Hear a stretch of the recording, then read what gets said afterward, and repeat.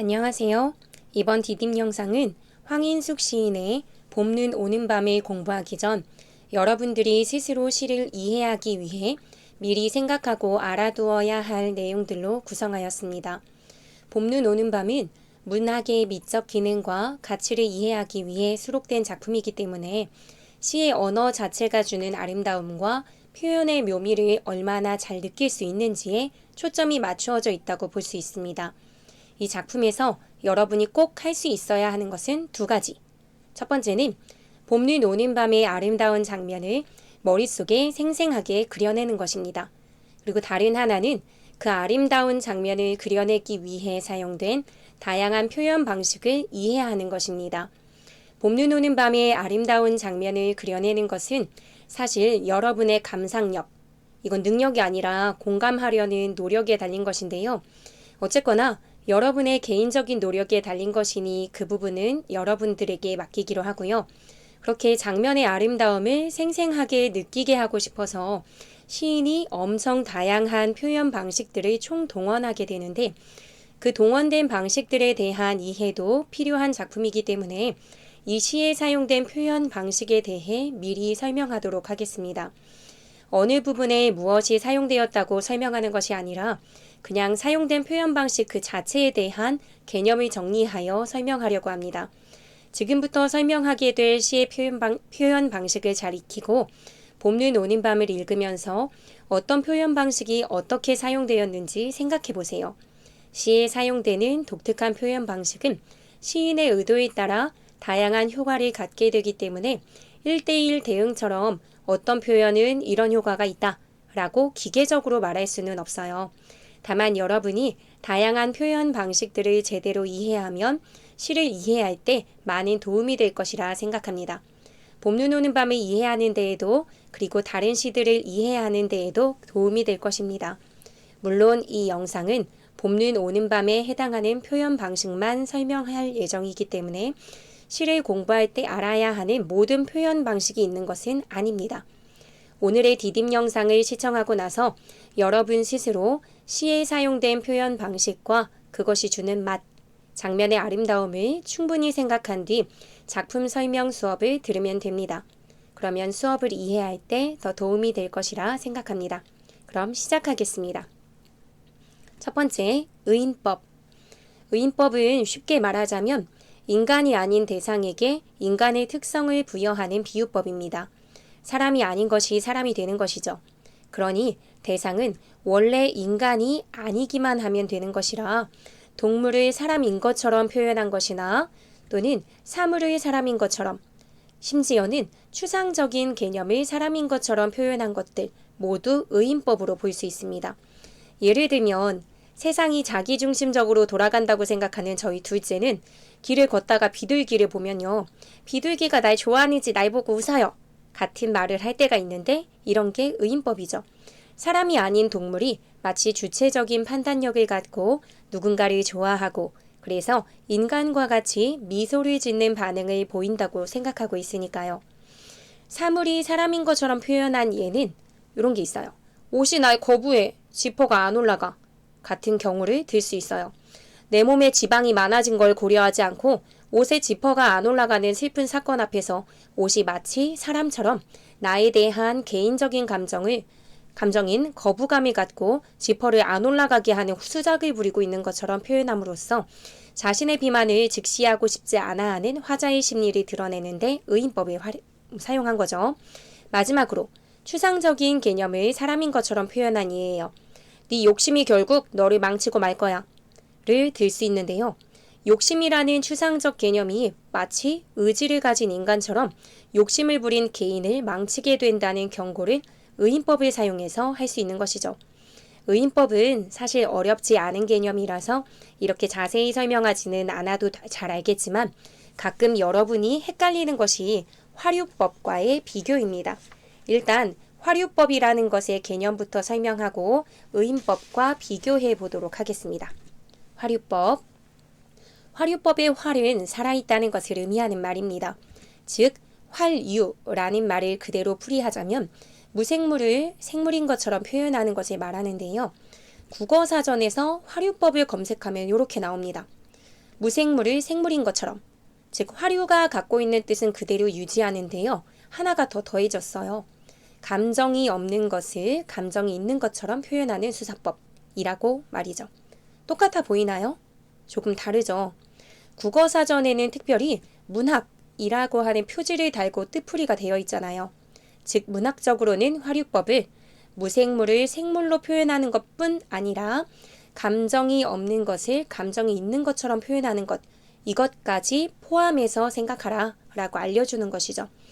문학적으로 해석할 때 화류법은 감정이 없는 것, 즉 무정물을 감정이 있는 것, 유정물로 표현하는 수사법이 됩니다. 사전적으로 보았을 때요. 무생물은 생물이 아닌 것, 그래서 세포로 이루어지지 않은 돌, 물, 흙 이런 것을 얘기하고요. 무정물은 나무나 돌 따위와 같이 감각이 없는 것입니다. 이걸 보면 조금 감이 오시죠? 무생물과 무정물이 완전히 똑같진 않은 거예요. 무생물은 세포로 이루어지지 않은 것, 무정물의 경우는 나무와 같은 식물도 포함하고 있으니까 세포로 이루어진 것도 무정물에 포함될 수 있는 것입니다. 즉 무정물 안에 무생물과 나무, 식물과 같은 생물 이런 것들의 일부도 포함될 수 있는 것이니까 무정물의 범위가 조금 더 큰 거죠. 이 관점에서 예문들을 통해서 좀 더 살펴보도록 할게요. 아침이 날개를 펴다 라는 말이 있어요. 아침이라고 하는 것은 추상적인 개념이죠. 이게 날개를 폈다고 합니다. 앞서서 의인법에 배웠을 때 추상적인 개념을 사람인 것처럼 하는 것도 의인법에 포함할 수 있다고 했죠. 하지만 사람인 날개를 펼 수가 없잖아요. 그렇다면 의인법은 아닌데 뭐지? 이렇게 본다면 아침은 무언가에 대해서 감정을 느낄 수 있는 존재는 아니죠. 그러면 넓은 범위에서 무정물에 해당될 거예요. 아침을 그런데 여기선 살아있는 존재인 새에 비유하죠. 새는 유정물이잖아요. 이러한 새처럼 표현함으로써 역동적으로 시작되는 아침의 시간을 효과적으로 표현했습니다. 생동감 넘치게 말이죠. 여기에 사용된 표현 방식이 바로 화류법이라고 볼 수 있습니다. 그 다음 예로는요. 나무가 울고 있다 라는 말이 있어요. 만약에 돌이 울고 있다 라고 하면 돌이라는 건 확실히 무생물이니까 화류법이라고 할 때 혼란이 없어요. 무생물인 돌이 울고 있다라고 얘기했으니까 화류법이야 라고 얘기할 수 있는데 여기서는 나무가 울고 있다고 해요. 나무는 살아있잖아요. 항상 자라고 세포로 막 활동하고 움직이니까. 원래 살아있는 건데 화류법이라고 볼 수 있을까? 라고 생각한다면 화류법의 두 번째 뜻을 생각해 보는 거예요.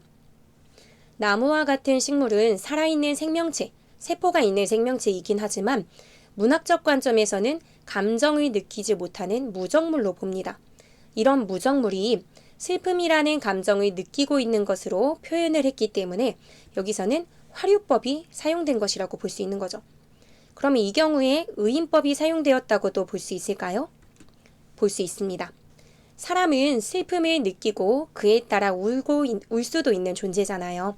사람이 아닌 존재를 사람인 것처럼 표현한 것이 맞기 때문에 이 경우에는 의인법과 화류법 두 가지 모두에 해당이 됩니다.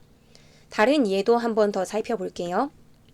상춘곡이라는 작품에 나오는 구절인데요.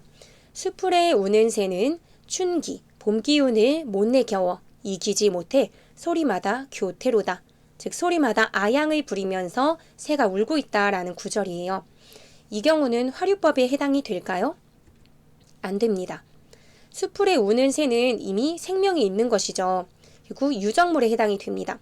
그것이 봄 기운을 느끼고 소리를 내고 아양을 부린다고 합니다. 즉 감정이 있고 생명이 있는 모습을 한 번 더 보여주는 거죠. 그러니 살아있지 않은 것을 살아있는 것으로 표현하는 화류법에는 해당하지 않습니다. 그렇다면 의인법에는 해당이 될까요? 해당이 됩니다. 사람이 아닌 새가 마치 봄이라는 계절을 인식하고 그 봄이 너무 좋아서 아양을 부리는 행동을 하는 것, 즉 사람인 것처럼 행동을 하고 있기 때문이죠. 이렇게 보자면 의인법과 화류법은 같은 개념인 것처럼 쓰이는 경우가 많긴 하지만 엄밀히 따지면 일치하지 않는 경우가 생깁니다. 그렇기 때문에 개념을 명확히 알아두면 좋을 것 같습니다. 사람이 아닌 것을 사람으로 바꾼 것인지, 그럼 이건 의인법이죠. 그 살아있지 않은 것 혹은 감정이 없는 것을 살아있는 것이나 감정이 있는 것으로 바꾼 건 아닌지, 이 경우는 화류법이 되는 것이죠. 그러니까 이런 기준에 따라 구별하면 됩니다. 그럼 다음으로 넘어갈게요. 세 번째는 중의법. 중의법은 한 단어에 두 가지 이상의 뜻을 곁들여 표현함으로써 언어의 단조로움을 피하고 여러 의미를 나타내고자 하는 수사법으로서 비유법의 일종으로도 봅니다. 대표적인 예로 드는 것이 황진이의 다음의 시조예요. 성살리 벽계수야 수의감을 자랑 마라. 일도 상해하면 다시 오기 어려워라. 명월이 만공산하니 쉬어간들 어떠리. 이게 현대어풀이로는 청산에 흐르는 맑은 물아 쉽게 흐르는 거 자랑하지 마. 한번 바다에 닿으면 돌아오기 어려우니까 달빛이 가득할 때 좀 쉬어가는 게 어때? 라는 걸로 자연의 흐름과 관련해서 여유로운 태도를 지녀봐 라고 하는 시로 보이지만요. 실제로는 기생인 황진이가 벽계수라는 남성을 유혹하는 시로 해석합니다. 엄청 아름답고 시를 짓는 재주도 뛰어났던 기생인 황진이가 갖고 있었던 기생 이름이 명월이었어요. 그리고 실제 벽계수라는 사람이 자신은 절대 황진이의 매력에 넘어가지 않겠다고 주변에 호언장담했었거든요. 이게 명월 황진이의 자존심을 건드렸는지 벽계수가 지나가는 길목에서 명월이 이 시를 지어서 읊었고, 벽계수는 아름다운 자연 속에서 아름다운 여인이 이런 시를 읊는 것을 듣고는 말에서 떨어졌다고 합니다. 그러니까 자신의 어떤 호언장담 했던 그 마음이 흔들리고 그 다짐을 잃었던 거죠. 그렇게 본다면 벽계수와 명월은 자연을 의미하기도 하지만 각각 벽계수와 황진이라는 인물의 이름을 일컫기도 하기 때문에 중의적으로 사용된 단어로 볼 수 있는 거죠. 은근하게 따로 속뜻을 품으며 두 가지 의미로 모두 해석이 되는 매력적인 작품으로 만들어준 것이 이 중의적 표현입니다. 그 다음으로는 돈호법이 있습니다. 돈호법은 사람이나 사물의 이름을 불러 주의를 불러일으키는 수사법으로 이런 것들을 예로 들어볼 수 있어요. 아희야, 청산아 라고 하면서 대상을 부르고 있죠. 그래서 아희야, 무릉이 어디야? 나는 여기가 무릉인 것 같아. 여기가 너무 좋아. 너는 뭐 청산아, 너 왜 이렇게 학처럼 야위였어? 산은 원래 거대해야 되잖아요. 그러면서 아희야, 청산아 하고 대상을 부르죠. 선생님도 수업을 하다가 윤준아, 지금 듣고 있어? 이런 식으로 이름을 부르는 경우가 있는데, 이렇게 되면 어쩔 수 없이 선생님의 말에 깜짝 놀라서 집중하게 되잖아요. 그런 것처럼 대상이나 사물을 부름으로써 주의를 불러일으키는 역할을 하는 게 돈호법입니다. 상황에 따라서는 대상에 대한 친근감을 보여줄 때도 있고요. 청산아, 왜 학처럼 야위였느냐? 라는 예를 보더라도 주의를 불러일으키는 효과도 있지만 이 부분을 보면 청산이라고 하는 대상을 의인화한 것이기 때문에 화자가 청산이라는 대상을 좀 자기가 심리적으로 가까운 대상, 좀 걱정되는 대상으로 여기고 있다는 것을 쉽게 알 수 있죠. 그 다음으로 넘어갈게요. 다섯 번째로 영탄법을 살펴보겠습니다. 영탄법은 감탄사나 감탄조사 따위를 이용하여 기쁨, 슬픔, 놀라움과 같은 감정을 강하게 나타내는 수사법을 말합니다. 감탄사라고 하면 아, 오, 오 같은 것들이 해당되겠죠. 말하는 사람의 본능적인 놀람, 느낌, 응답, 반응 이런 것들을 보여주는 거잖아요. 그리고 감탄조사라는 것은 감탄의 느낌을 덧붙여주는 조사니까 감탄조사가 붙은 말을 사용한 예를 들어보자면 에이 이런 고얀 녀석을 보았는고 라고 해서 고 뭐 이런 걸 붙인다든지 너 자꾸 그러다 큰일 나겠네 그려 하는 것들, 이런 것들 빨간색으로 된 부분들이 감탄조사라고 생각하면 돼요. 근데 이런 것들을 어떤 건 감탄조사고 어떤 건 아니야 라고 막 외우듯이 공부하기보다는 그냥 느낌표를 빡 찍거나 탄식하고 감정을 빡 터뜨리는 것, 이런 것들은 다 넓게 영탄법으로 보면 될 것 같아요. 시의 경우는요, 감정을 직설적으로 터뜨리기보다는 다양한 표현과 비유 등의 방식으로 에둘러서 표현하는 경우가 많은데, 영탄법이 나오는 경우에는 화자의 감정이 비교적 직접적으로 드러났다라고 봐야 하기 때문에 영탄법이 나오는 경우엔 정서와 관련하여 문제로 출제될 가능성이 높고요. 그게 아니더라도 전체적인 시의 정서를 파악하는데 굉장히 중요한 단서가 될 수 있으니 영탄법을 통해 드러난 정서를 잘 파악하는 것이 중요합니다. 6번째로 도치법. 도치법은 정서의 환기와 변화감을 끌어내기 위하여 말의 차례를 바꾸어 쓰는 문장 표현입니다. 예를 들어서 나는 달린다 내일을 이라는 문장이 있다고 생각해 봐요. 나는 내일을 달린다 라고 해도 나름대로는 문학적인 표현이죠.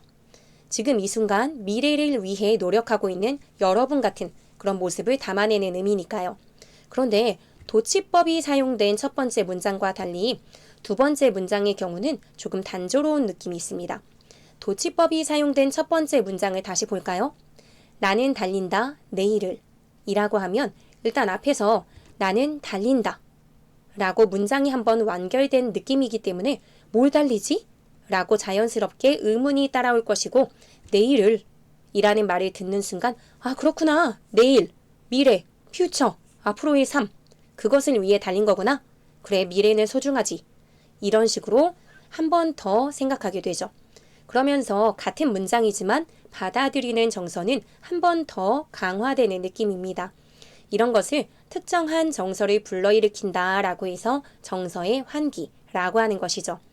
도치법을 쓰게 되면 보통은 원래의 자리에 있어야 하는 부분인데 뒤로 가버린 문장 혹은 단어에 초점이 맞춰지게 됩니다. 뒤로 가버린 문장이나 단어에 초점이 맞춰지는 거죠. 다음의 문장을 볼까요? 위에 있는 나는 사랑해 너를 은 도치법이 사용된 거죠. 그 자연스러운 문장의 흐름을 쓴 건 나는 너를 사랑해 라는 문장이에요. 도치법을 사용하지 않은 두 번째 문장을 먼저 보자면 나는 너를 이라는 얘기를 들으면 나라는 애가 너를 뭐 어쩌겠다는 걸까? 하고 궁금해하다가 사랑해 라고 하니까 아 사랑하는구나 라고 알게 되기 때문에 사랑해 라는 감정에 초점이 더 맞춰진다면 말의 차례를 바꿔서 첫 번째 문장처럼 나는 사랑해 너를 이라고 하면 나는 사랑이라는 감정을 느끼고 있는데 그게 다른 대상도 아니고 바로바로 너야 라는 의미가 조금 더 부여되죠. 순서가 바뀌게 되면서 전체적인 느낌에 변화가 생기는 것입니다. 이런 말의 미묘한 느낌을 잘 살려서 시를 쓰는 것이 바로 시인인 것이고요. 이렇게 순서를 바꾸는 것과 관련된 것 중 하나가 또 있는데 그것이 바로 행가리라고 하는 것입니다. 행가리는 글의 줄을 바꾼다는 의미로 시에서는 시의 행을 바꾸는 것을 의미하죠. 원래 시는 행을 계속 바꿔가면서 쓰는 건데 그게 대관절 뭐가 대단해서 행가리라는 말을 사용하는 것이냐? 라고 물으신다면 바꾸지 말아야 하는 부분에서 줄을 바꿨다고 생각하면 될 것 같습니다. 예를 들어서 나는 나의 시간을 잃어버렸다 라는 문장이 있는데 만약에 시에서 행을 바꿔서 이렇게 나는 나의 시간을 잃어버렸다 라고 바꾼다면 단순한 행가리가 되긴 되겠죠. 한 행에 자연스럽게 쓸 수 있는 것을 두 줄에 나눠 놓았으니까요. 그래서 개념상으로는 이런 것도 행가리가 되긴 되겠지만 이런 것을 행가리라고 하면서 다루는 경우 그래서 뭐 문제로 다루거나 하는 경우는 거의 없다고 봐도 됩니다. 그렇게 보면 거의 모든 시는 행가리라는 표현 방식을 다 썼다고 해야 하니까요. 그래서 보통 행가리를 사용했다고 하는 경우에는 조금은 부자연스럽게 바꾼 경우를 생각하면 될 것 같아요. 예를 들면 나는 나의 시간을 잃어버렸다. 이런 식으로 말이죠. 이렇게 되면 시간을 잃어버리긴 잃어버렸는데 그 잃어버린 것이 내가 유튜브에 빠져서 게임에 빠져서 등등의 일로 나 스스로 시간을 버리게 되었다는 책임감이나 자책감의 의미를 더 부여해주는 효과가 있죠. 잃어버리다 라는 하나의 단어가 연결이 되어야 하는데 강제로 행을 나누어 쪼개버린 거죠. 그러니까 행을 갈았다, 행을 바꿨다 라고 해서 이걸 행가리라고 하고요. 이러한 경우 자연스럽게 쓴 것보다 더 시인의 의도나 화자의 생각이 잘 드러나기 때문에 쓰는 거라서 그 의도를 물어보는 경우가 많습니다. 마지막으로 살펴볼 것이 행간걸침입니다. 이미 행간걸침이라는 용어를 알고 있던 친구들이 앞에서 했던 행가리가 행간걸침 아니었어? 하고 생각할 수 있는데요. 조금 달라요. 행가리는 말 그대로 행을 바꾸는 거고요. 행간걸침이라는 건 앞 행의 끝 구절이 다음 행에 걸쳐 있는 식구, 어떤 특정한 식구를 말하는 거죠. 이렇게 사전에 나와 있거든요. 그러니까 말 그대로 행과 행 사이에 무언가가 걸쳐 있다는 것입니다. 일단 앞에서 행가리를 설명하면서 말했던 예시를 조금 변형해 볼게요. 나는 나의 시간을 잃어버렸다. 내 꿈도. 이 경우는 어떻게 봐야 할까요? 행가리라고 볼 수 있을까요? 앞서 얘기했듯이 버렸다라는 단어가 앞 행의 끝 구절에 해당되는 말인데요. 다음 행으로 이동했으니까 행가리처럼 보입니다. 그런데 앞에 행가리 설명할 때와 다르게 선생님이 덧붙여 놓은 말이죠. 내 꿈도 라는 말을 덧붙였죠. 그게 있기 때문에 사실상 이 문장의 또는 이 시행의 시 구절의 해석은 나는 나의 시간을 잃어버렸다. 즉 버렸다가 앞 행으로 갔다고 생각하면 잃어버렸다. 그러고 나서 내 꿈도 라고 하면서 두 번째 행의 내용도 존재해요. 그래서 맥락으로 보자면 나는 나의 시간을 잃어버렸다. 내 꿈도 잃어버렸다. 하는 식으로 잃어버렸다를 생략한 걸로 해석하면 될 것 같습니다. 또는 나는 나의 시간을 그러니까 잃었기 때문에 버렸다 내 꿈도. 즉 내 꿈도 버렸다. 그러니까 도치가 됐다고 생각한다면 나는 나의 시간을 잃어버렸기 때문에 결국은 내 꿈도 버렸다라고 해서 의미가 약간은 달라지게 되는 방향으로 해석됩니다. 즉 나는 나의 시간을 잃어버렸다 내 꿈도. 이렇게 해서 하나의 문장으로 보고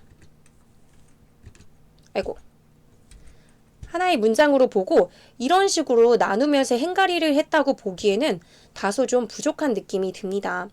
이 경우는 단순히 행의 위치를 바꿨다기보다는 의도적으로 앞에 행의 뒤쪽에 붙어도 되고 뒤에 붙어도 되는 버렸다 라는 단어를 행과 행 사이에 은근히 걸쳐 놓음으로써 시의 의미를 다양하게 그러면서도 좀 모호하게 만드는 효과가 있다고 보는 것이 적절할 것입니다.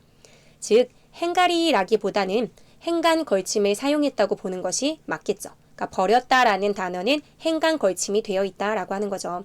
그러니까 이렇게 행간 걸침이라고 하면 하나의 행을 통째로 만들어버리는, 그러니까 통째로 이동해서 하나의 행을 생성해버리는 그런 행가리, 즉 행을 갈라놓는 것과는 다르게 행간 걸침이라는 말 그대로 특정한 식구, 단어 일부분이 애매하게 걸쳐 있다고 보는 것이 맞을 것입니다.